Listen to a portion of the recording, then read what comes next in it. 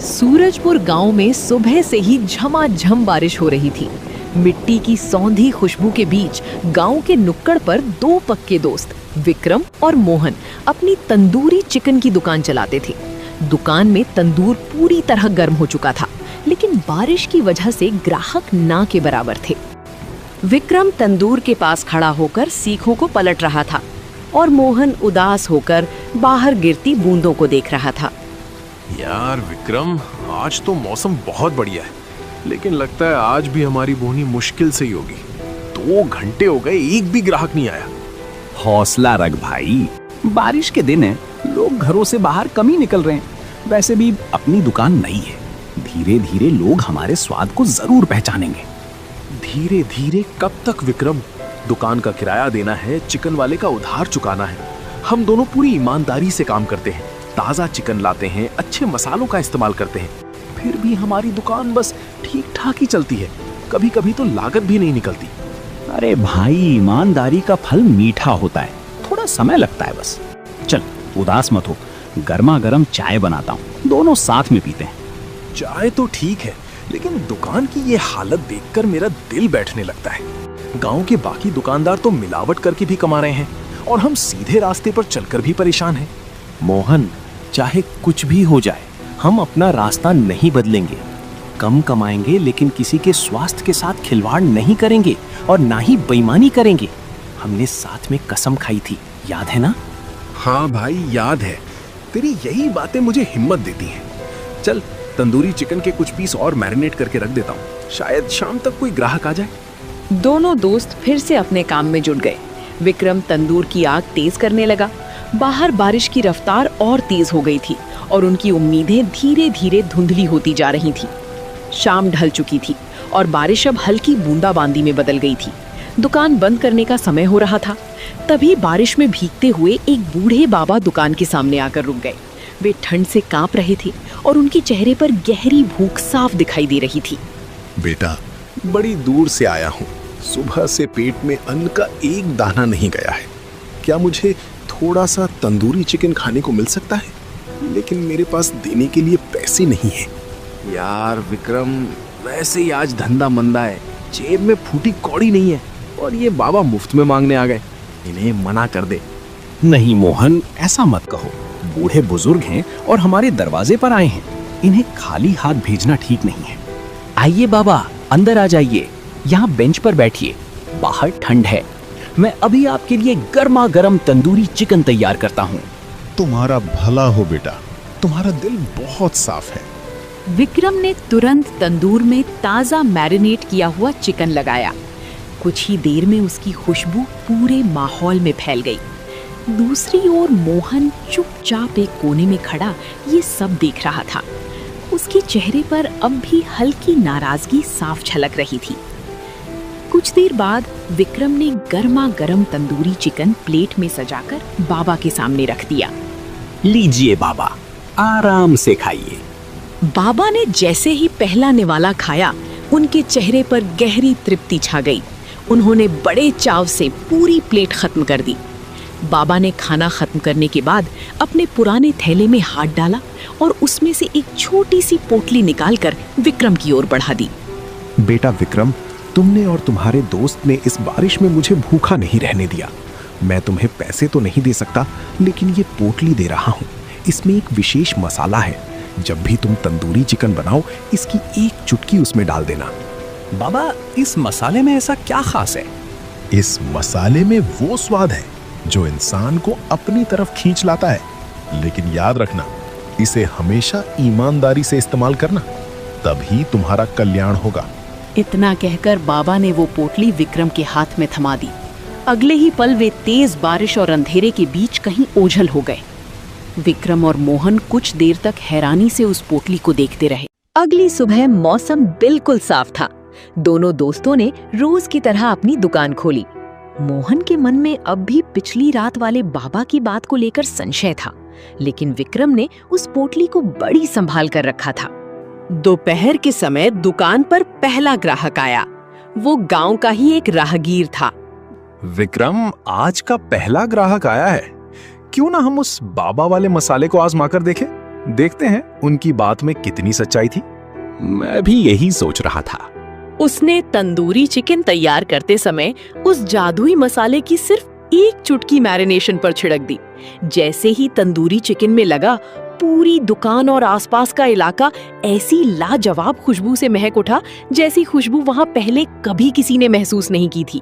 राहगीर ने गहरी सांस लेते हुए कहा, अरे विक्रम भाई, आज क्या खास बनाया है? ये खुशबू तो सीधे दिल तक पहुंच रही है। जल्दी से एक प्लेट लगाओ, अब तो इंतजार ही नहीं हो रहा। विक्रम ने मुस्कुराकर गर्मा गर्म तंदूरी चिकन उसके सामने परोस दिया। लीजिए भाई साहब, पहले चक्कर बताइए। ग्राहक ने जैसे ही पहला निवाला मुंह में रखा, उसकी आंखें आश्चर्य से फैल गईं। वो बिना कुछ बोले तेजी से पूरी प्लेट खत्म करने लगा। कुछ ही पल बाद वो खुशी से बोला, अरे वाह, ऐसा स्वाद तो मैंने अपनी पूरी जिंदगी में कभी नहीं चखा। ये तंदूरी चिकन है या मक्खन? स्वाद तो सीधे दिल में उतर गया। हाँ, एक प्लेट और पैक कर दो, घर वालों को भी खिलाऊंगा। उस दिन वो ग्राहक पूरे गांव में इस अनोखे स्वाद की चर्चा करता फिरा। शाम होते होते विक्रम और मोहन की छोटी सी दुकान के बाहर लोगों की लंबी लाइन लग गई। हर कोई सिर्फ उसी तंदूरी चिकन की मांग कर रहा था। विक्रम, सारा तंदूरी चिकन खत्म हो गया। लोग अभी भी खड़े हैं। जल्दी से और तैयार करो, आज तो रिकॉर्ड टूट गया। हाँ मोहन, बाबा सच कह रहे थे। ये मसाला सचमुच चमत्कारी है। हमें उनका दिल से धन्यवाद करना चाहिए। दिन बीतते गए, हफ्ते महीनों में बदल गए। अब विक्रम और मोहन की दुकान पूरे सूरजपुर गांव की सबसे मशहूर दुकान बन चुकी थी। हर दिन गल्ले में पहले से कहीं ज्यादा कमाई होने लगी। लेकिन जैसे जैसे पैसा बढ़ता गया, वैसे वैसे मोहन के स्वभाव में भी बदलाव आने लगा। उसके रहन सहन, बोलचाल और सोच में धीरे धीरे लालच घर करने लगा था। एक रात दुकान बंद होने के बाद दोनों दोस्त गल्ले के पैसे गिन रहे थे। मोहन के चेहरे पर इस बार पहले जैसी मुस्कान नहीं, बल्कि एक अजीब सी गंभीरता थी। विक्रम, देख रहे हो कितना पैसा आने लगा है? हाँ भाई, ये सब हमारी मेहनत और भगवान की कृपा है। लेकिन एक बात सोचो, मेहनत तो ज्यादा मैं करता हूँ। चिकन का स्टॉक मैं लाता हूँ, बर्तन मैं धोता हूँ, हिसाब किताब भी मैं ही संभालता हूँ। क्या मतलब मोहन, हम दोनों शुरू से आधा आधा काम बांटकर ही तो कर रहे हैं, और इस दुकान को यहाँ तक पहुँचाने में हम दोनों की बराबर मेहनत लगी है। हाँ, लेकिन अब ये छोटी दुकान मुझे छोटी लगने लगी है। मैं इसे बड़ा रेस्टोरेंट बनाना चाहता हूँ, और सच कहूँ तो मुनाफे का आधा हिस्सा तुम्हें देना अब मुझे अच्छा नहीं लगता। मोहन, आखिर कहना क्या चाहते हो? जादुई मसाला तो दुकान में ही रहता है, अब मुझे तुम्हारी जरूरत नहीं है। मोहन, तुम पैसों के लिए हमारी सालों पुरानी दोस्ती भूल गए? उस बाबा ने साफ कहा था कि इस मसाले का इस्तेमाल हमेशा ईमानदारी से करना। ईमानदारी से पेट नहीं भरता विक्रम, पैसे से भरता है। इसलिए साफ साफ सुन लो, कल से तुम इस दुकान पर मत आना। ये दुकान, ये जगह और ये जादुई मसाला अब सिर्फ मेरा है। मैंने कभी नहीं सोचा था कि तुम इतने बदल जाओगे। अगर तुम्हें सिर्फ पैसा ही चाहिए तो ठीक है, मैं खुद ही यहाँ से चला जाता हूँ। लेकिन याद रखना, बेईमानी का अंजाम कभी अच्छा नहीं होता। इतना कहकर विक्रम भारी मन से अपनी ही दुकान छोड़कर चला गया। विक्रम ने पीछे मुड़कर भी नहीं देखा। कुछ दिन तक विक्रम शांत रहा। उसके पास जो थोड़े बहुत पैसे बचे थे, उनसे उसने एक पुराना लकड़ी का ठेला खरीद लिया। उसी नुक्कड़ से थोड़ी दूर एक बड़े पेड़ के नीचे उसने अपना छोटा सा ठेला लगा लिया। मौसम फिर वैसा ही था, हल्की हल्की बारिश हो रही थी। विक्रम ने तंदूर जलाया और पूरी ईमानदारी से तंदूरी चिकन बनाना शुरू किया। वो खुद से बोला, कोई बात नहीं, मोहन ने दुकान और जादुई मसाला जरूर छीन लिया, लेकिन मेरी मेहनत और ईमानदारी नहीं छीन सकता। तभी गांव के एक पुराने ग्राहक फकीर चाचा वहां से गुजरे। उन्होंने विक्रम का ठेला देखा तो रुक गए। अरे विक्रम बेटा, तुम यहाँ ठेले पर? तुम तो मोहन के साथ बड़ी दुकान पर बैठते थे। वहाँ तो ग्राहकों की भीड़ लगी रहती है, यहाँ अकेले कैसे? बस चाचा, कुछ ऐसी बातें हो गई कि मुझे अपना रास्ता अलग करना पड़ा। अब यही मेरा छोटा सा ठिकाना है। आपके लिए थोड़ा तंदूरी चिकन बना दूं? हाँ बेटा, बिल्कुल बनाओ। तुम्हारी ईमानदारी पर मुझे पूरा भरोसा है। विक्रम ने पूरे मन से तंदूरी चिकन तैयार किया और उनके सामने परोस दिया। फकीर चाचा ने पहला निवाला खाया, कुछ पल तक चुप रहे, फिर बोले, विक्रम बेटा, चिकन तो बिल्कुल साफ सुथरा है और बढ़िया पका है, लेकिन वो खास स्वाद नहीं है जो तुम्हारी पुरानी दुकान में मिलता था। लगता है किसी चीज की कमी है। जानता हूँ चाचा, लेकिन मैं अपनी तरफ से पूरी मेहनत कर रहा हूँ। धीरे धीरे स्वाद और भी अच्छा हो जाएगा। मेहनत तो तुम्हारी सच्ची है बेटा, लेकिन आजकल लोग स्वाद के पीछे भागते हैं। उस बड़ी दुकान से जो खुशबू आती है वो यहाँ नहीं। इतना कहकर वे पैसे देकर चले गए। विक्रम काफी देर तक अपने ठेले को देखता रहा।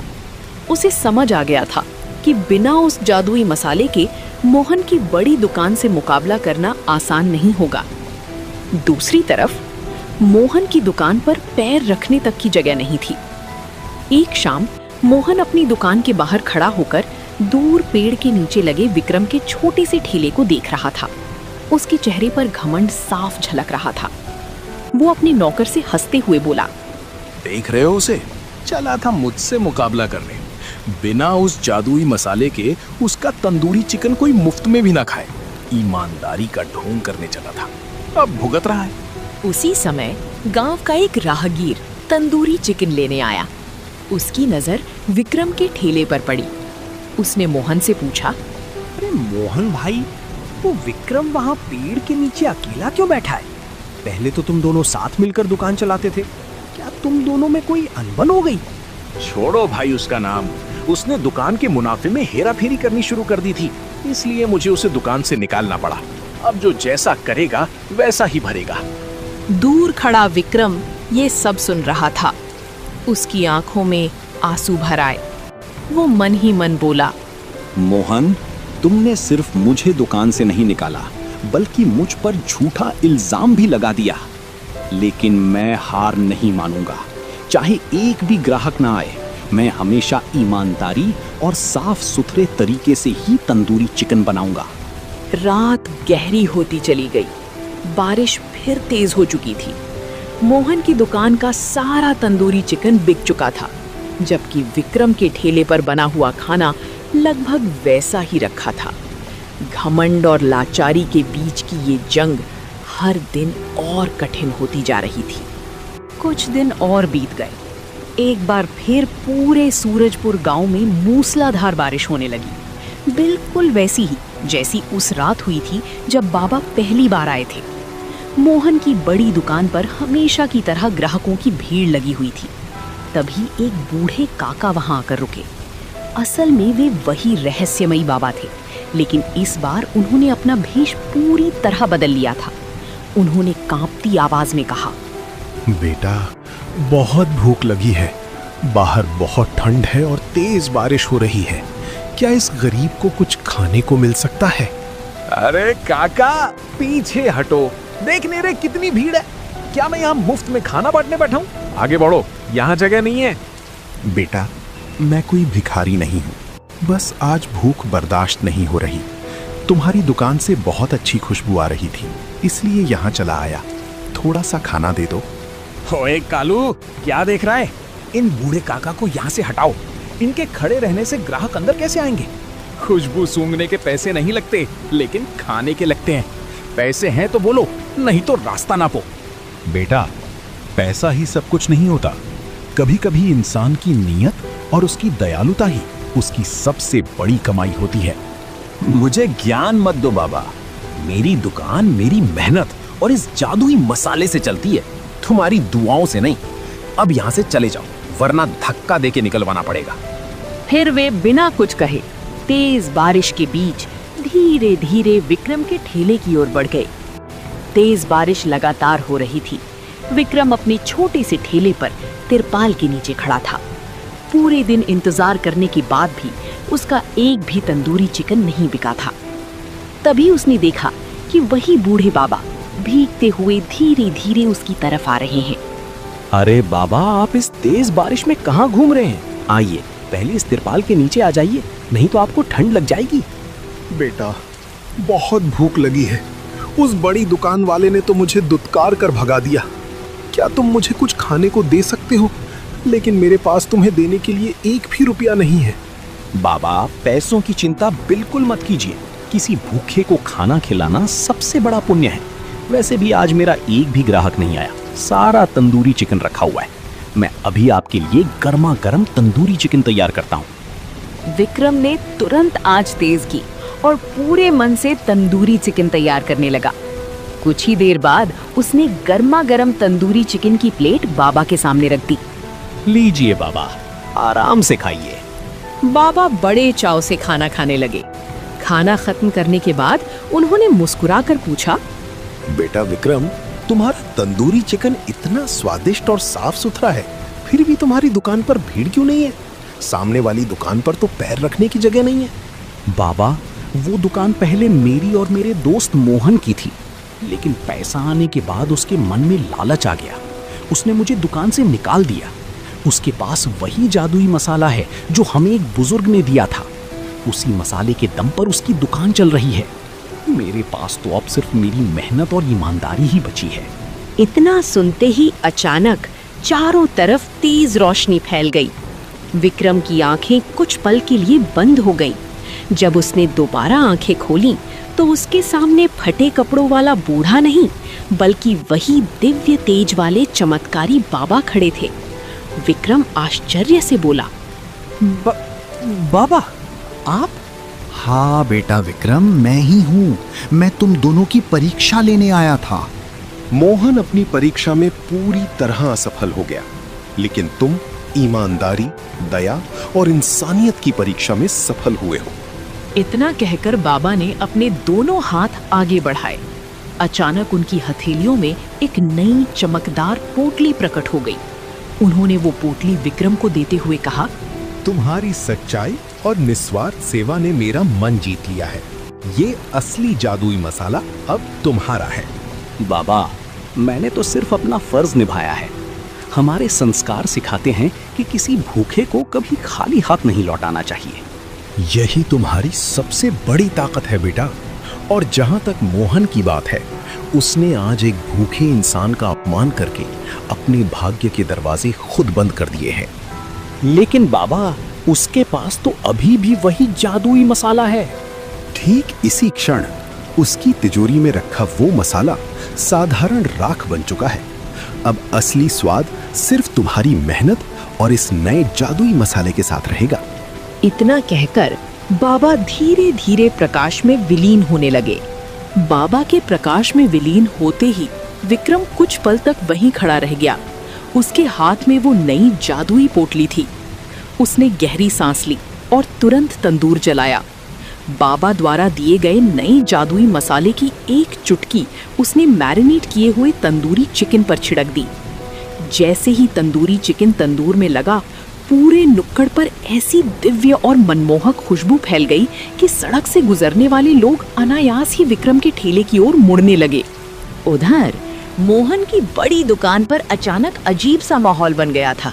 तंदूर में तंदूरी चिकन तैयार हो रहा था, लेकिन इस बार उसमें से पहले जैसी लाजवाब खुशबू आने के बजाय जली हुई और बेस्वाद गंध उठने लगी। दुकान में बैठे ग्राहक अपनी नाक से कोड़ने लगे। तभी एक ग्राहक ने पहला निवाला मुंह में रखा और तुरंत बाहर थूक दिया। तो ये क्या बना दिया? क्या आज बासी चिकन इस्तेमाल किया है? स्वाद तो बिल्कुल कड़वा और बेकार है। नहीं साहब, ऐसा कैसे हो सकता है? मसाला तो वही है। उसने तुरंत अपने नौकर से कहा, जल्दी जाओ, तिजोरी से जादुई मसाले की पोटली लेकर आओ। नौकर भाग कर गया और पोटली ले आया। मोहन ने खुद उसमें से एक चुटकी मसाला तंदूरी चिकन पर डाला, लेकिन इस बार कोई चमत्कार नहीं हुआ। ना खुशबू आई, ना स्वाद बदला, बल्कि तंदूरी चिकन का रंग और भी खराब हो गया। अब ग्राहकों का गुस्सा फूट पड़ा। मोहन, ज्यादा पैसे कमाने के लालच में तुमने घटिया मसाले इस्तेमाल करने शुरू कर दिए हैं। हमारी सेहत के साथ खिलवाड़ कर रहे हो। हमारे पैसे वापस करो। देखते ही देखते मोहन की दुकान पर मौजूद सारे ग्राहक उठकर विक्रम के ठेले की तरफ दौड़ पड़े। मोहन हैरान होकर अपनी खाली होती दुकान को देखता रह गया। भैया, एक प्लेट गर्मा गर्म तंदूरी चिकन हमें भी दीजिए। इतनी शानदार खुशबू हमने पहले कभी नहीं सूंघी। जल्दी कीजिए, इंतजार नहीं हो रहा। विक्रम बिना घबराए मुस्कुराते हुए लगातार तंदूरी चिकन तैयार कर रहा था। तभी भीड़ में से फकीर चाचा आगे आए। उन्होंने पहला निवाला खाते ही मुस्कुराकर कहा, अरे विक्रम बेटा, मैंने तो पहले ही कहा था कि एक दिन तुम्हारी ईमानदारी जरूर रंग लाएगी। आज तो तुम्हारा तंदूरी चिकन पहले से भी 1000 गुना ज्यादा स्वादिष्ट हो गया है। चाचा, आप सब लोगों का प्यार ही मेरी सबसे बड़ी ताकत है। बस थोड़ा धैर्य रखिए, सबको गर्मा गर्म तंदूरी चिकन मिलेगा। मोहन अपनी सुनसान दुकान में अकेला बैठा था। तंदूर ठंडा पड़ चुका था, नौकर काम छोड़कर जा चुके थे और गल्ले में एक भी रुपया नहीं बचा था। अचानक उसे विक्रम की कही बातें और उस बूढ़े बाबा का चेहरा याद आने लगा। ये मैंने क्या कर दिया? लालच ने मेरी आंखों पर पट्टी बांध दी। विक्रम सही कहता था, बेईमानी का अंजाम कभी अच्छा नहीं होता। मैंने अपने सबसे अच्छे दोस्त को धोखा दिया, एक भूखे बुजुर्ग का अपमान किया। आज उसी का परिणाम मुझे मिल गया। मोहन धीरे धीरे दुकान से बाहर निकला। बारिश अब भी हो रही थी। वो भीगता हुआ भारी कदमों से विक्रम की ठेले की ओर चल पड़ा। उधर रात के लगभग 10 बज चुके थे। विक्रम की ठेले का सारा तंदूरी चिकन बिक चुका था। वो सामान समेट ही रहा था कि तभी उसने सामने मोहन को खड़ा देखा। मोहन का सिर झुका हुआ था। उसकी आंखों में घमंड नहीं, सिर्फ पछतावा था। विक्रम ने शांत स्वर में पूछा, मोहन, तुम यहाँ? विक्रम भाई, मुझे माफ कर दो। मैं इस लायक भी नहीं हूं कि तुमसे माफी मांग सकूं। मेरा लालच ही मुझे ले डूबा। अब मुझे समझ आ गया है कि वे बूढ़े बाबा कोई साधारण इंसान नहीं थे। मैंने उन्हें दुत्कार दिया और तुमने उन्हें सम्मान देकर खाना खिलाया। मैंने तुम्हें पहले ही समझाया था कि ईमानदारी सबसे बड़ी दौलत होती है। हाँ भाई, तुम बिल्कुल सही थे। मेरी दुकान बंद हो गई, जादुई मसाला राख बन गया, सारे ग्राहक मुझे छोड़कर चले गए। मेरा घमंड पूरी तरह टूट चुका है। मैं तुम्हारे पास दुकान वापस मांगने नहीं आया हूं, मैं सिर्फ अपनी दोस्ती वापस मांगने आया हूं। अगर हो सके तो मुझे माफ कर दो। गुस्सा तो मुझे बहुत था, लेकिन तुम्हारा पछतावा देखकर मेरा दिल पिघल गया। हमने ये काम साथ शुरू किया था। अगर तुम सच में बदल रहे हो तो कल से हम फिर एक साथ काम करेंगे। मैं वादा करता हूं भाई, अब कभी लालच को अपने दिल में जगह नहीं दूंगा। कहते हैं कि उस दिन के बाद वो रहस्यमयी बाबा फिर कभी दिखाई नहीं दिए, लेकिन उनकी सीख हमेशा दोनों दोस्तों के दिल में जिंदा रही।